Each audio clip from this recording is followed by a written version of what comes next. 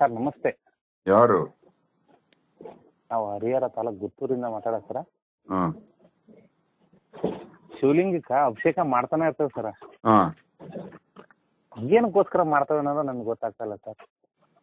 Waste ಅಲ್ಲೇನೋ. ನೀನ್ ಹಾಲು ಯಾಕೆ ಕುಡಿತೀಯ, ಕಾಫಿ ಯಾಕೆ ಕುಡಿತೀಯ, ಚಾಯ್ ಯಾಕೆ ಕುಡಿತೀಯ? ಸರ ಹಾ ನಾವೆಲ್ಲ ಇದು ಅರ್ಪಣೆ ಮಾಡಿದ್ ಭಗವಂತ ಮುಟ್ತತಿ ಅಂತೀರಿ ಸರ. ಅಲ್ವೋ, ನಿಂದು ಕೇಳೋ ಫಸ್ಟ್ ಭಗವಂತನ ಕತೆ. ಮತ್ತೆ ಹ್ಞೂ ರೀ ಸರ.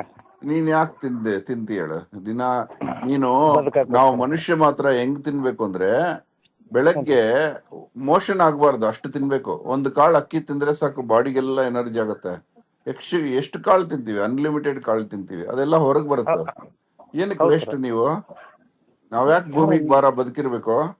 ಏನಂತ? ಇಲ್ಲ ಓಕೆ, ಸರ್. ನೀನು ಹುಟ್ಟಿದ್ಯಲ್ಲಪ್ಪ, ಏನು ಹಾಂ ಸರ್. ಏನು ಭೂಮಿಗೆ ಉಪಕಾರ ಮಾಡಿದ್ಯಾಳಪ್ಪ ನೀನು ಬದುಕಿರೋದಕ್ಕೆ?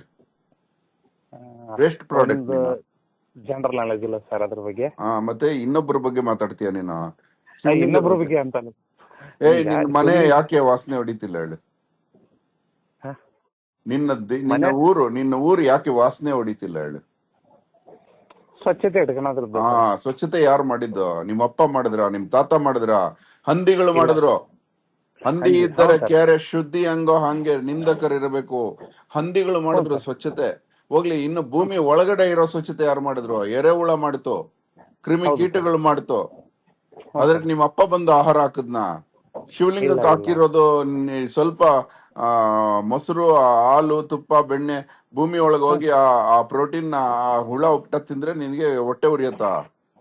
ಇಲ್ಲ ಸರ್, ನಾನು ಇದಕ್ಕೋಸ್ಕರ ನನಗೆ ಎಲ್ಲರೂ ಕೇಳ್ತಾರೆ ಸರ್, ನಾನು ಒಯ್ತಿರ್ತೀನಲ್ಲ. ಅಲ್ವೋ, ನೀನ್ ಹಾಕೋದು ತೃಣ ಮಾತ್ರ. ಭೂಮಿ ಅದಷ್ಟು ಕದೆ ಬದುಕ್ತಾ ಇದೆ. ಒಂದು ಜೀವಿ ಕೂಡ ನಿನ್ನಿಂದ ಏನು? ಕಾಡಲ್ಲಿ ಯಾರು ಹಾಕ್ತಾರೆ ಶಿವಲಿಂಗಕ್ಕೆ ಅಭಿಷೇಕ?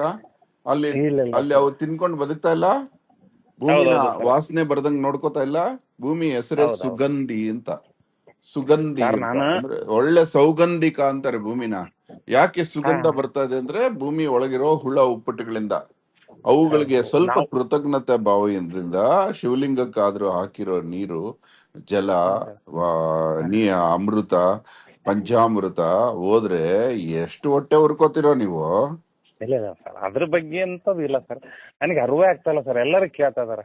ಯಾವ್ದು ವೇಸ್ಟ್ ಅಲ್ಲ. ನಿನ್ ಮಗುನ ಹಾಲ್ ತಗೊಂಬ ಅಂತ ಮಾರ್ಕೆಟಿಗೆ ಕಳಿಸ್ತೀಯ, ಬರ್ತಾ ಅದು ಚೆಲ್ಬಿಡುತ್ತೆ.